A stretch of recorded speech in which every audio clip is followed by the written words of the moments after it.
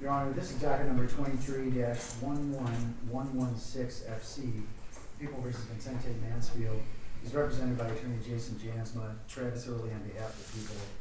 Your Honor, the people have had the ability to review the pre-sentence report and information, as well as guidelines that do apply to one of the charges. We have no additions or corrections to that. And at the appropriate time, there are two victim representatives that would like to address the court. Thank you. Very well, thank you. And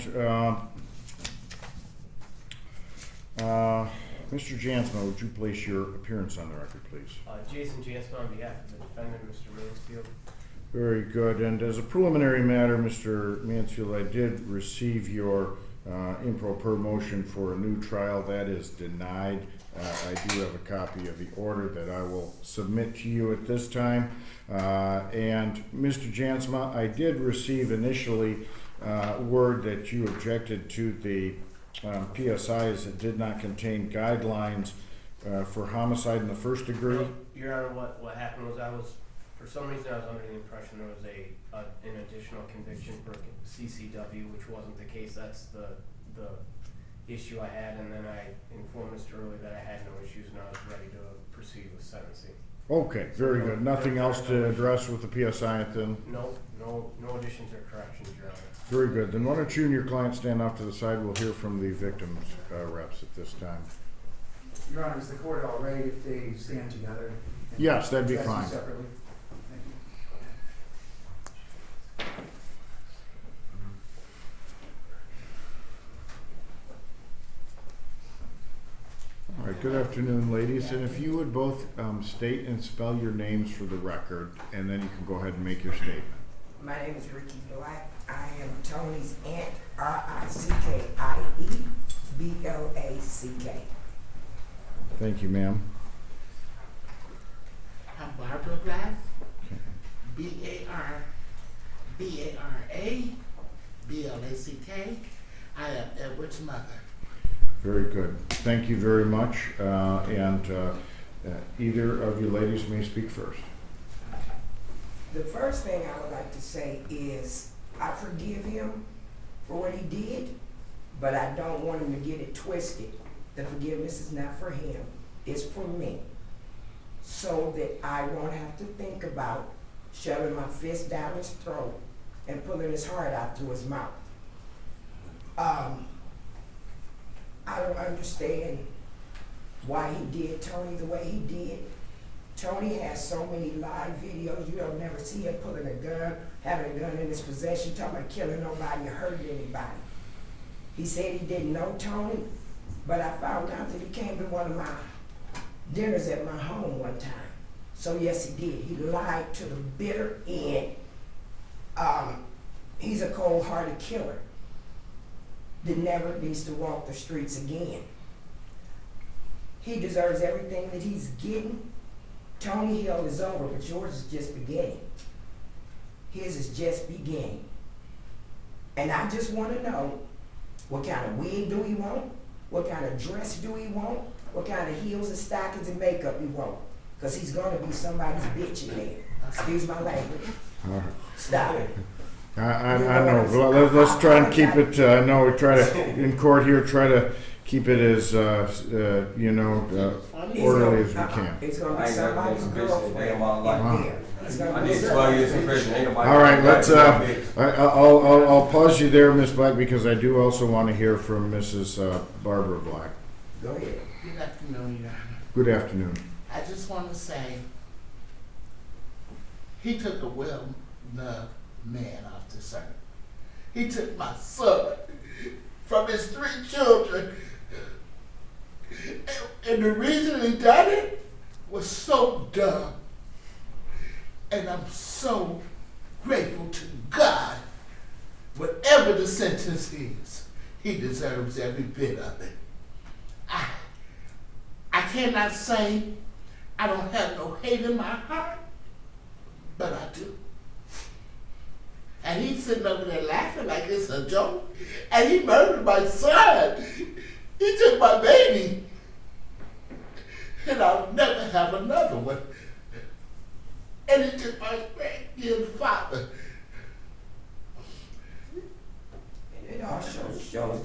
character that he has, because through this whole proceeding, not one family member of his showed up for court or supported him. So that lets me know what type of person that he is, that nobody showed up to help you.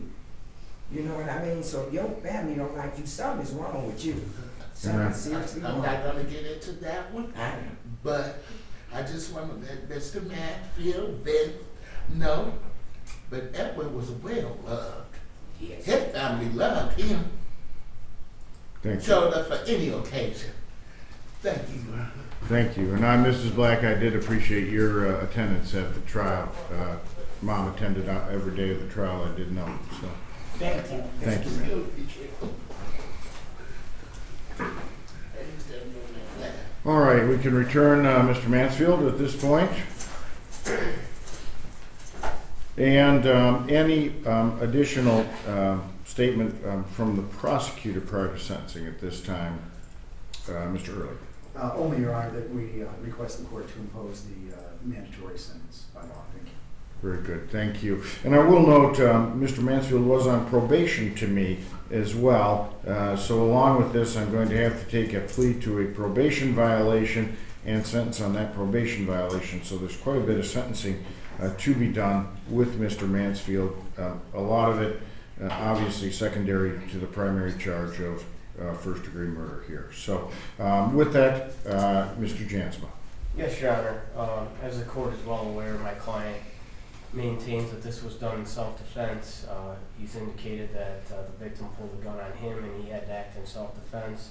The jury felt otherwise, and now he's been convicted of first-degree murder and is facing a life sentence. So that's where we're at, Your Honor. I'm not aware of the probation violation issues. Is that something the court's planning on dealing with today, or is that something down the road? No, I would just as soon deal with it today. Based on this conviction, I can take a guilty plea to the violations of probation here and revoke probation. And in fact, I think I can, just based upon the conviction, I can revoke probation at this time, unless Mr. Mansfield wants that done in a separate proceeding for some You reason. do it right now. All right. Well, Mr. Mansfield, you were on probation to me at the time. This is actually a good lead-in for it. It was a case of a single count of possession of weapons or ammunition by a felon. One of the conditions of probation was not to violate any law of Michigan or any other state. You stand here convicted today of murder, homicide in the first degree. Do you want to utilize that as a basis to enter a guilty plea on the violation of probation at this time? Cool. Use your prior conviction? Yeah. Okay. Yes. All right. Then I will I will find you guilty of the probation violation today. I will sentence for that along with my sentencing on the homicide case. So, Mr. Jansma, anything additional by way of elocution? No, Your Honor. Yeah, I got something to say. All right. Yeah, and Mr. Mansfield, now is your time to say your piece. You may proceed.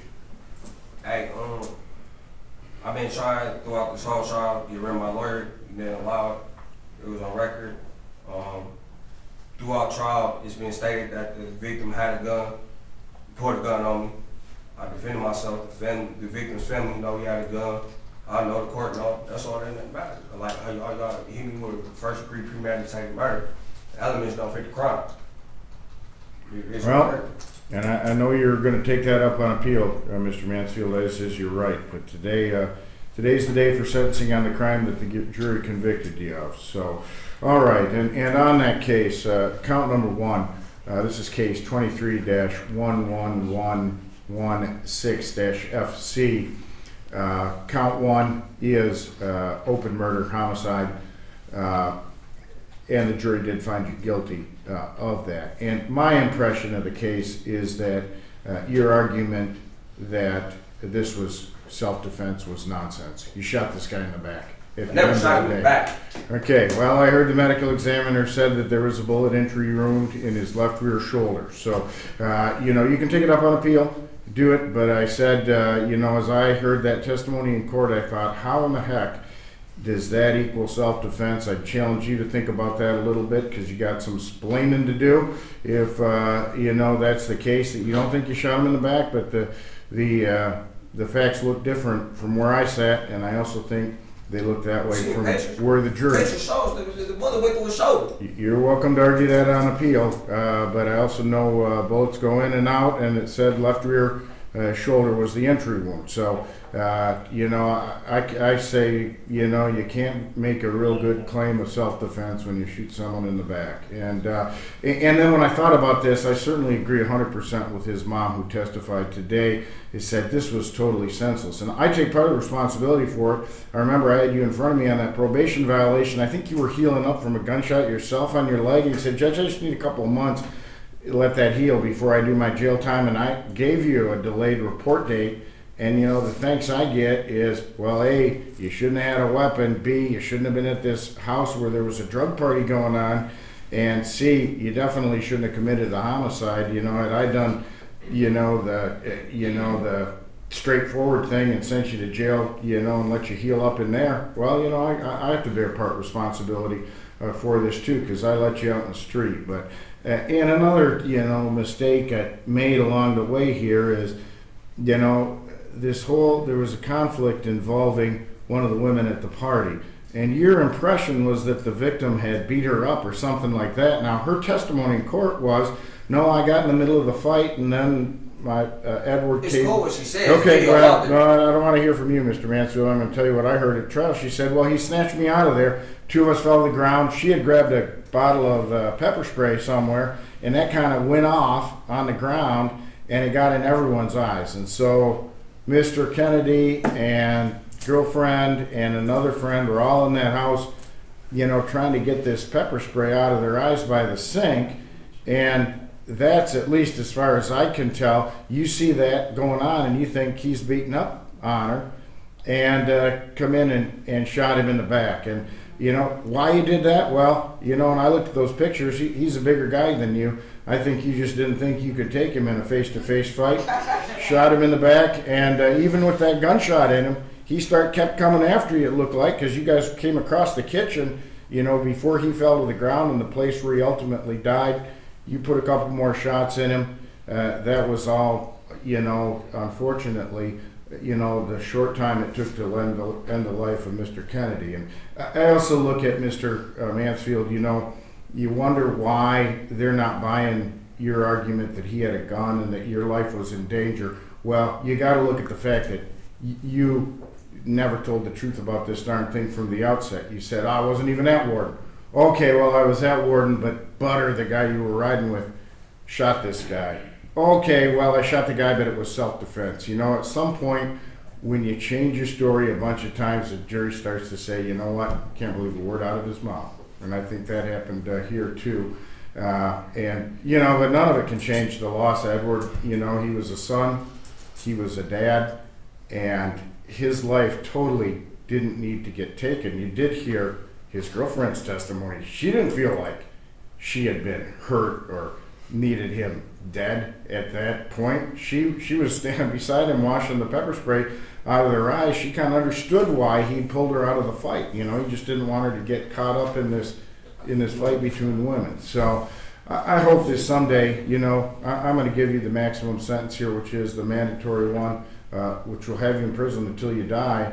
My hope is that, someday during that time, you reflecting on this can come up with the courage to do the right thing and to beg his family for forgiveness. And that's not today, and they may not be ready to hear that today, but I'll tell you, this was a young man that didn't need to die, and he definitely didn't need to die in the way that you killed him. So on that first count, which is homicide, open murder in the first degree, premeditated murder. You said you didn't think about it. Well, truth is, you don't need to think about it for a day before anything like that. I think when you saw that fight, you said, hey, he dishonored the girl that you knew, but you didn't have a real close connection. She was a connection of yours, but not a close connection. And I'm gonna shoot him. And that was the video that got shown up here from the adjacent house that said, had your voice in it saying that. Now, hold on. You ain't about to do that. That wasn't even my voice. The family already said that was his voice who said, "I'm gonna shoot you, motherfuckers." Well, The family said that shit. You can tell it to the Court of Appeals and see if they buy it. That's not the I ain't sole gonna be back in reason. the court. But I'm just saying, you thought about this ahead of time and you decided, well, that's what you're going to do. And I just walked through the events. The sentence is one that you earned here, and that is a sentence of mandatory life imprisonment without parole. That is, you'll be in the Michigan Department of Corrections until you Oh, die. fine, Danny, but you ain't about to sit there and lie and say that Okay. it was said what was Like they said. say, anything I say you can take up with the Court of Appeals. The count 2 here is a felony firearms possession by the weapons. This is the same thing I should have sentenced you on the first time. This time I am going to sentence you on it. It will be 7 years. Your guidelines there were supplied by the Department of Corrections. And I had them in front of me. 24 to 76 months. That is, I guess that's 6 years at the high end, and so it'll be 6 years to 20 years in the Michigan Department of Corrections. That will be concurrent with the mandatory life sentence. In addition to that, you do have 2 felon in possession of firearms charges or felony firearm charges. Those both result in mandatory 2-year sentences that are served prior to and consecutive to counts 1 and 2. So in those cases, you'll both serve 2 years without credit prior to but consecutive to the mandatory life without parole. You do have 457 days of jail credit that will apply on counts number 2 only, which will be the possession of the firearm by a weapon. You also owe money in the cases. You owe $1,000 in court costs, $130 crime victim rights assessment, and $272 in state costs. I will order that those amounts be garnished from any wages you earn in the prison.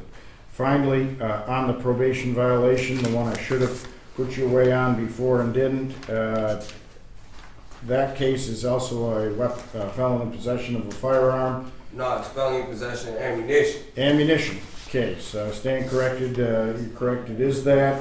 And on that one, I will sentence you to 2 to 5 in the Michigan Department of Corrections with 98 days credit that you had at the time of the violation. That will be served concurrent with the counts that I just announced, with the exception of those 2 felony firearms, which are served prior to the other one. So there will be concurrent with count the other firearms possession by a felon. These are all final, and any fines and probation's revoked in that case. However, any fines and costs you still owe do remain in place, and again, I'll deduct them from any prison wages that you earn. All of these are final judgments of the court, Mr. Mansfield, so you do have the right to appeal me. Yes, where's the appeal? I'll get you the form. I'll appoint a lawyer who will represent you on that appeal. If you want to appeal but you can't afford to hire your own attorney, that's what that purple form is for.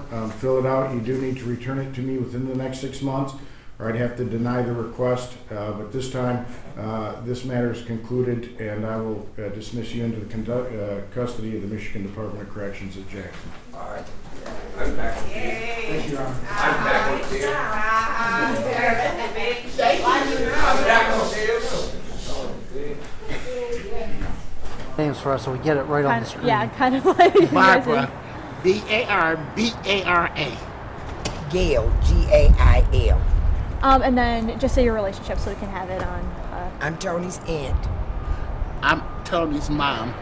So I What's know. your last names? Oh, last Black. name. Black.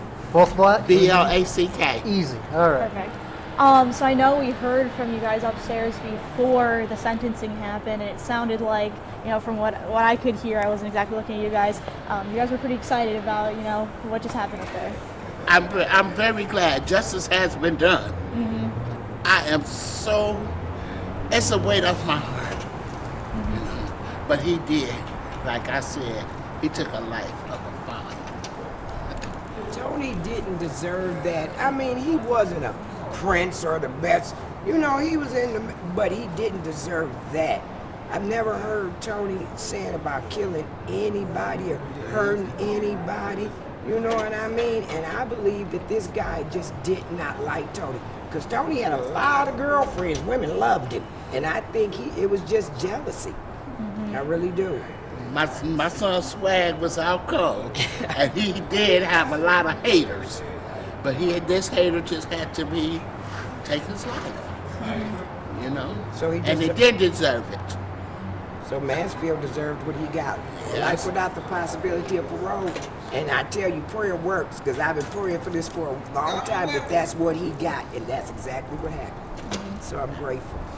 I know, there was some words that were exchanged between the judge and Mansfield in there. Are you worried about, if Mansfield, did his right to appeal? Oh, he has a right to appeal, but that doesn't mean it's going to get granted. I don't, within my heart and my soul, I do not believe they're going to grant him an appeal. I don't think he should have a right to appeal. Oh, but he has because his he rights. killed Tony in cold blood, he has his rights, but I don't think he should have the right to appeal because he killed him in cold blood. When they did the interrogations, they asked him, did Tony have a gun? No. Did Tony shoot you? No. It was all in court. And then you want to get there and still try to claim self-defense? I don't think he has a right to appeal. He's going to try, but that's going to get knocked down too. I believe that in my heart. Because at one point in time, he did say my son had a gun. No, he didn't. And like the judge said, you tried to plead self-defense. But how is it self-defense and you shot him in the back? You know? But I'm just glad justice has been done. And I feel like, to me, Tony was handicapped because he had been pepper sprayed and he couldn't see. So he waited to the right moment to go in there to go after him because he knew he couldn't whoop him head up. So he waited till he couldn't see him coming. And that's cowardly right there within itself. And it was planned, if you ask me. He planned to do that after he saw he was pepper sprayed. So he got what he deserved. So he's gonna rot in prison, and he will be somebody's girlfriend, I bet you that. Hey, he did 15 years. He ain't never been nobody's bitch. I don't care what he did. That's what he said. How did it feel confronting him today? It felt good. I really didn't expect him to say anything back, but I wasn't going to respond to it. Because when he got on the stand to testify, the first thing they asked him was, I went up there and I punched him all in the head. He wanted a reaction then too. We didn't give it to him. He wanted one then. We're not giving him that. You got what you got. That's all the reaction we needed. You got what you got. That you deserved. So he'll spend the rest of his life in prison, like I told him. Tony's hell is over, but yours is just beginning. Hey, he gonna stand there and smile, laugh. Yeah, Ooh, that hurts me, but I didn't feed into it. That laughter. I want to slap him, but I didn't. It is what it is. My son is resting in peace now. That's right. My son can rest in peace, and so can I.